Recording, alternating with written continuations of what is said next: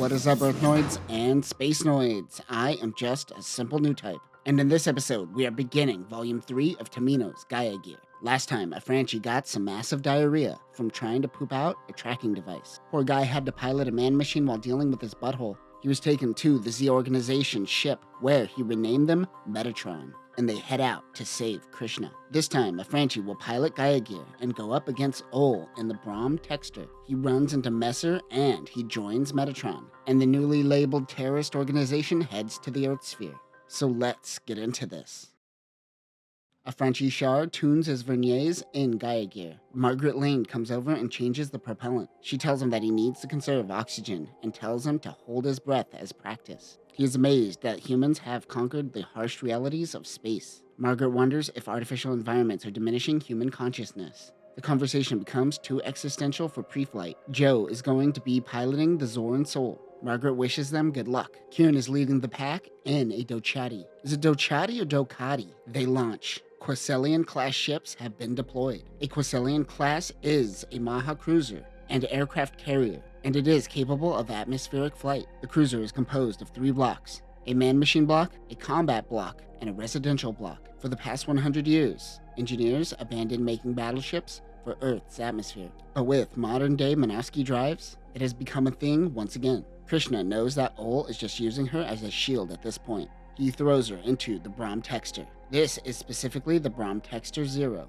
The Brahm Texter pre-production Type 0 is a Federation mobile suit used by Maha, specifically Ol Urian. This is poorly designed but gets better over time. It functions as a Maha commander unit and a close combat fighter. It has 2 eye-field barrier generators on each forearm. Other weapons include a VSBR-style rifle, a pair of beam sabers, a shield which shoots missiles, and a hyper beam launcher. Krishna spots a colossal battleship. It is the Geijisu. The Geijisu is Maha's flagship capable of Earth re-entry. Also, the Minovsky drive allows it to fly under gravity, which also doubles as an eye-field. Dargol Baijin gets on the comms and tells Ol that he wouldn't mind if they accidentally hit Hellas during the assault. He is looking for an excuse to use the Geijisu.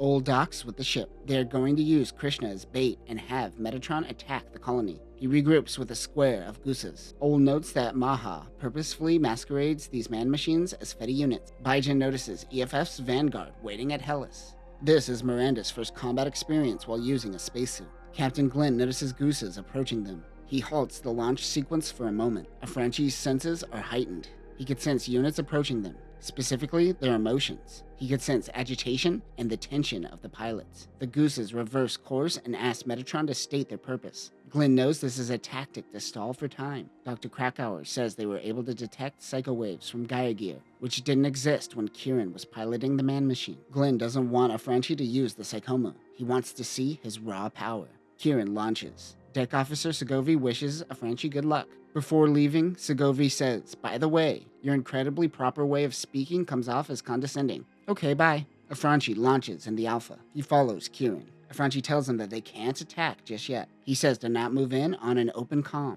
Kieran tells him not to let this leadership go to his head. A signal flare goes off on one of the Federation vessels. They begin launching units. A spacecraft. The Marian Surag moves around them. This will be the ship that intercepts the prisoner of war. Another flare goes off. They're still stalling. He says that no animal other than humans would ever consider gaining power throughout the cultivation of hatred, which is false. Someone has never seen an orca uppercut a dolphin before. Look it up. The ticking continues in Afranchi's head, but he doesn't seem to notice it anymore. Gaia Gear heads back to Mother Metatron. Kieran has no idea where he is going. He heads to the bridge of the Mother. Afranchi tells Captain Glenn that they need to attack Hellas and give them what they want, but they are falling into their trap. They could hit the agricultural cores, which aren't connected to the habitation areas of the colony, so they don't have to attack people. If they wait, the Federation's forces are going to grow. They need to force them to make a move. Joe thinks this is reckless. Kieran does too, but is more apathetic about it. Ol and Dargol watch from the Geijisu as Metatron attacks. This is exactly what Maha wanted. The Marian Surag begins getting the prisoners of war, but Krishna isn't one of them. Ol saw the attack on Hellas. He launches the Brahm Texter. Ol holds Krishna in the Brahm Texter's manipulator arm. Now that they attacked, Krishna is useless to them. Krishna talks shit to Ol, but he says, "I'm a sub, and treating me like crap is just turning me on." He gives her distress beacon to use after the battle, and he just lets her drift out into space. She begins naming Hindu gods sort of as a mantra. Afranchi could sense someone approaching. Joe waits for Krishna while Afranchi and Kieran head out along with Kimru Bras, Mesra Defin, and Hyrule Hermes. Afranchi senses Ol and fires his Hyper Mega Beam Rifle. This just ultimately gave away his location. Ol responds with his own beam attack. Afranchi dodges with insane speed. He gets a hit on Afranchi. Ol looks to see if he got the kill, but he can feel multiple presences around him. He fires at nothing. Ol senses something approaching from the sun, which blinds his field of vision. He is hit and loses a piece of armor. Gaia Gear collides with the Brahm Texter. He wants to know what happened to Krishna. Afranchi realizes this is Ol. The two swing their beam sabers at one another. They then rush in and attack. The Gaia Gear's cockpit was almost penetrated, taking out Afranchi. The Brahm Texter is heavily damaged as well, and Ol makes his retreat. He could sense Krishna when he activates the distress beacon. Afranchi goes to save her. Afranchi returns to Mother Metatron. The people cheered upon his return. Seeing that they were willing to save just one person brought morale to an all-time high. Miranda thanks Afranchi for saving Krishna. She heads to the medbay. This is going to complicate their situation, however. Admiral Parrish announces to all of Metatron that they were successful, but they might become traitors to the Federation. They won't allow the Federation to kick everyone off planet. Their next destination is 31 Cubed. Kieran believes that they need a benevolent dictatorship to guide them, but Afranchi knows that dictatorships haven't lasted longer than 500 years. That's what makes Afranchi so exciting to everyone a part of Metatron. The political prisoners are being held in a conference room. There were about 25 people. There are a few that don't fit the profile of political prisoners. Out of the bunch, one man recognizes Afranchi. It happens to be Messer Met, the gang leader that Afranchi ran into earlier. They were involved in petty theft, but Maha treated them like anti-Federation terrorists. He says that Maha is even willing to bomb the people of Hellas. They are punks that just try to make Maha's life worse. Afranchi still sees them as thugs, but one of the thugs say that they were protecting their own, pointing to a girl named Ray. He is insinuating that Maha sexually assaults women. He says that they are freedom fighters, so they can join Metatron. He leaves the prisoners. Afranchi hangs out with Krishna in his room while they eat. She believes that Maha's goal is for the white man to reclaim Earth. He wonders if Ol feels the same way and has racial prejudices. Krishna says, well, he does seem to be infatuated with me and my beautiful brown skin, so who knows? He finds this peculiar and teases her, saying that maybe he wants her as a slave. This annoys and embarrasses her, and she leaves. Afranchi then thinks of Everly and Miranda. Messer is using the Zoran Soul. A shadow dodges him. He fires but can't hit the shadows. Someone comes in to attack him, but that is when Gaia Gear comes in with the assist. Messer is struggling. Afranchi effortlessly takes down the enemy. They are in a debris field, making things more difficult. Messer goes in for an attack, but Afranchi beats him to the punch. After firing a barrage of missiles, Afranchi recalls the team back. He punches Messer in the gut for being reckless. It has been about a month since they joined the team. Afranchi tells him it was dumb to fly in a straight line. You got a Serpico, bro. They learn that Hellas now has undergone a draft. Messer and Ray, the woman in their group mentioned earlier, are wondering how long they are going to put up with this. They decide they are going to steal a man machine once they get close to Earth orbit. For now, they will continue practicing. Afranchi meets with Captain Glenn. They are heading towards Earth because they are chasing the Geijisu. Glenn wonders if his team can handle it. Afranchi doesn't just want to rely on military tactics and thinks they bring something to the table. They don't know why the Geijisu is heading to Earth, but they will start re-entry in 3 hours. The Admiral isn't allowing Miranda to go on the mission. This is because her father is someone important within the Federation. She says that the white man should be fighting with Maha.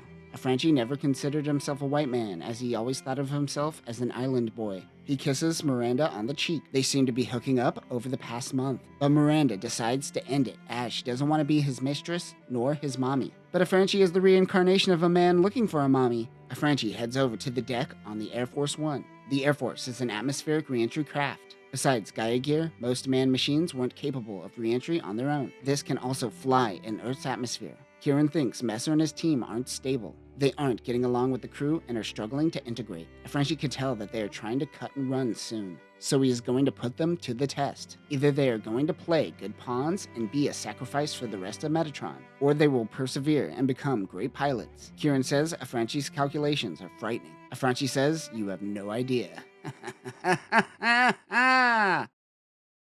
The Mother Metatron is undergoing resupply and maintenance at Metatron Organization's third base, 32 cubed. The translator refers to this as 32 cubed, but the wiki calls it 31 squared. Which one is right? The Char continuation program comes from the legacy of Metatron. These are the wealthy people of the colonies providing funding, no different than those who helped fund Char's rebellion. Like Full Frontal, Char was merely a vessel for the Zeonic ideals that he preached. It's about keeping those ideals alive. They eventually created a clone from Char's genetic making and raised him on one of Earth's special zones. In the islands, Maha is prepping to descend to Earth. They are offering priority reverse immigration rights to first-generation immigrants from Side 1, along with their collaborators. What the hell does collaborators mean? Why not marriage? Yo, I need help immigrating. You want to collab on this project? They would be placed in Europe, the cradle of white people. Others would be placed elsewhere. Equal but separate is back, it seems. The Air Force One attaches to Gaia Gear. They begin their descent towards Earth. Captain Madras jokes that they might not make it through re-entry. A Frenchie bickers with Messer's men. Ray knows that a Frenchie is probably going to abandon them. He is struggling as he thinks those without convictions are often more dangerous than ideologues. Essentially, he wanted more diversity, bringing gang members into Metatron, and now it is biting him in the ass. The resurrection of the son of Zeon is woke? Who would have thought? Maha's Quosellan cruisers begin making a move on Metatron. They are hoping to influence the Federation and strong-arm them into giving up Europe. They first want to destroy the special zones. Remember, special zones are places that the modern man can't touch. A Franchise Island is one. That Amazonian tribe that Char hung out with in Gundam Origin is probably one as well. Ul has a huge cop boner for oppression. 30 mobile suits led by Ul's Brahm Texter creates a blockade, and they await Metatron. The Geijisu captain, Harry Swan, launches dummy balloons. He grabs an army nipple, which is a nickname for the drink containers people use in space. You know, the little sippy cups? The Maha commander wants to experience this nature everyone on Earth is talking about. A Frenchie detaches from Air Force One. He must protect Air Force 1 and 2. Minovsky particles be trippin'. Incoming missiles. A Frenchie launches dummy balloons in the darkness of space with a lack of Minovsky particles. One would just see flashes of light followed by more darkness. Gaia Gear paints a good picture of making you feel helpless in the cockpit as you stare off into the void of space. He can't spot the target that is attacking. He can't attack from above, or he might hit the Air Force ships. Man machines launch without approval. It is most likely Messer's team. He finally spots Ul Urian's unit, but that is when 3 Dochatis and 1 Zoran Soul comes in. They try to surround the Brahm Texter. They should know they can't handle re-entry.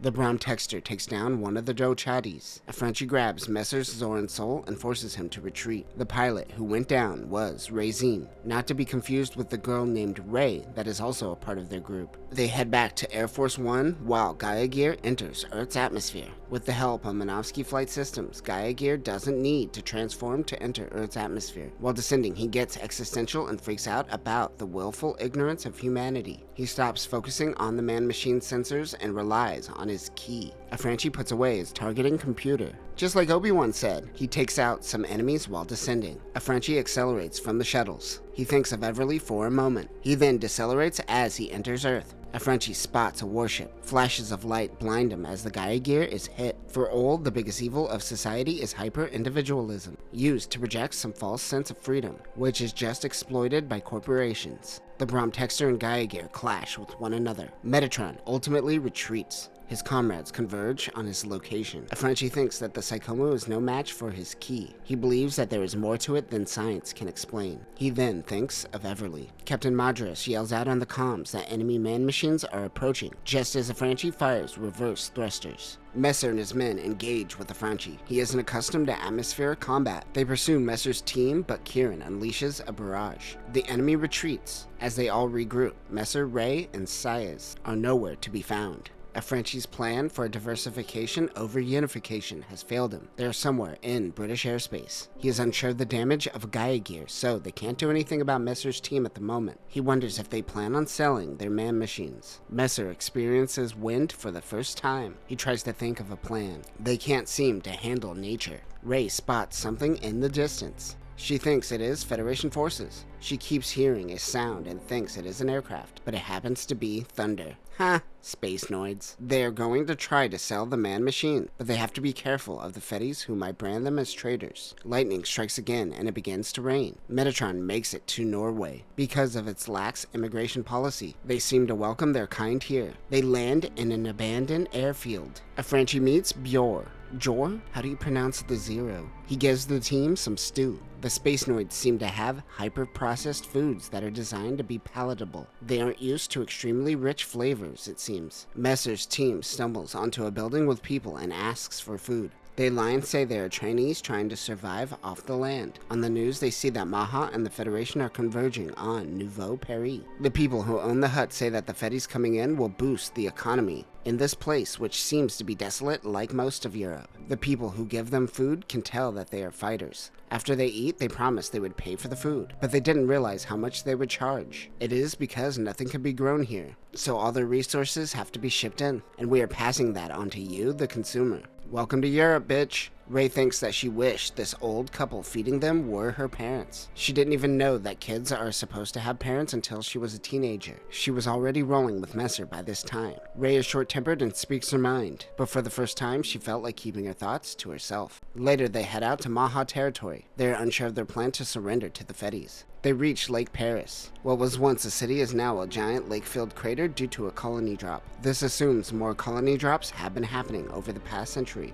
Minovsky particle density increases, and they notice a convoy. They move in to surrender. They are startled, but they accept their surrender, while Messer negotiates. Ray inspects the army. They seem to have prisoners. She notices that the prisoners might make a break for it. Messer mentions Dargle, and they finally work together. They don't seem to like Maha either. One prisoner, Toto, tells Messer to take him with him. Ray seems to recognize this person. Chaos erupts, and surrender is off. Messer and Toto get back into the man machine. They begin firing on the Zoran Soul. The commander gets on the laser comms and contacts man machines to look for Metatron. The Geijisu gets word of Metatron and launches Gooses. They move into the forest where they engage in close combat with Messer's team. One strikes the Zoran Soul. It crashes into an abandoned Parisian suburb. Toto says that this is like the old troublemaker days. He was once a part of their gang back on Hellas. Afranchi finds shelter in an abandoned hotel near the abandoned airfield. They found a hangar to store their man machines. Meanwhile, Kieran yells, "Earth sucks." The colonies mimic Earth's environment,